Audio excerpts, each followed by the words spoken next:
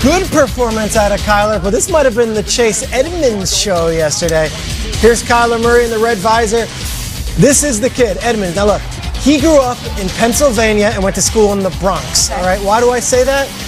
Because Saquon Barkley grew up in the Bronx and went to school in Pennsylvania, and Chase Edmonds had the better day yesterday. Contact. The Cardinals win 27-21.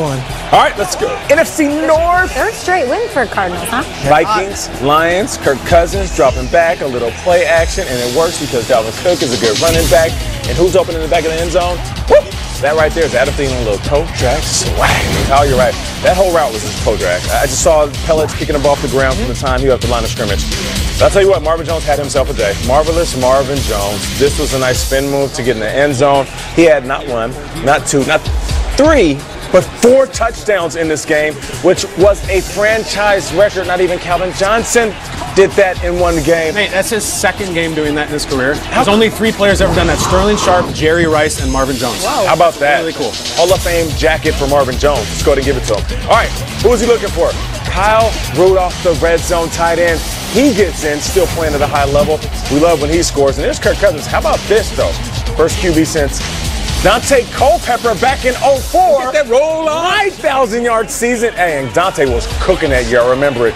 And here's another TD, of course, to who else? Marvin Jones, like we talked about. And there it is, the franchise record, 4 TDs for him. Hopefully they continue to feed him. But this is a back-and-forth affair, and Kirk Cousins didn't fold. It was one of those games where you were either waiting for Kirk Cousins to take over or for him to falter, and he didn't. He gave the ball to Dalvin Cook in this one.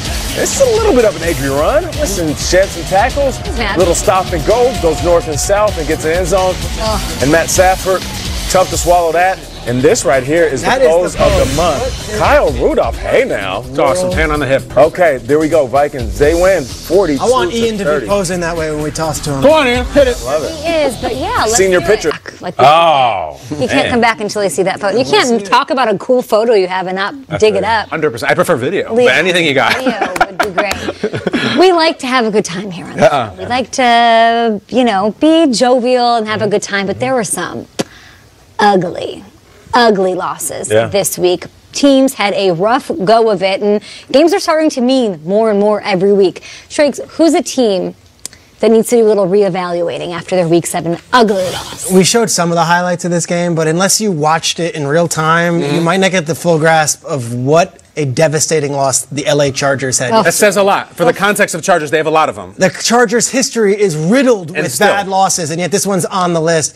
They had 1st and goal from the 1-yard line with about 45 seconds left. They got into what they thought was 2 touchdowns. They got both reviewed, both taken back, and then Melvin Gordon fumbles on the 1-yard line, and it's like, to say it's the most Chargers thing ever is like insulting. It's just almost too cliche. Like this one was gut-wrenching, and it wasn't just a loss in the regular season. This one puts them at 2-5 in a division where it could have been their time with Mahomes hurt. Could have been their time, but it just feels like this ain't the year for the Chargers. Anthony Lynn was tremendous in the post-game press conference saying, we're not done yet. We're fighters. We're not going anywhere. But even Anthony Lynn had to admit, that is a loss that is such a stomach punch. One of the worst losses you'll ever see for a team, fighting all the way back and to come up short. Sometimes just not your year. Feels like that's the case with the Chargers this season. Chargers, Bears in Chicago, Week 8. Somebody's going to be happy. Someone's got to win that one. I would hope so. And listen, you know me, I like turnover. I like different stuff. I would love to see a crazy Super Bowl we never expect. I would love to see the Detroit Lions do some things. I would love to see them make the playoffs. I don't love seeing them give up 42 points at home coming off this stretch where they feel like they've been jobbed and disrespected by the officials. That was Kirk Cousins just lighting them the hell up. And so we want to embrace the Lions. Just let us. I can't get there. What can I say? For me, After back-to-back losses, the Giants look to regroup in Detroit. Against the Lions, Manning got acquainted with Jarrell Jernigan.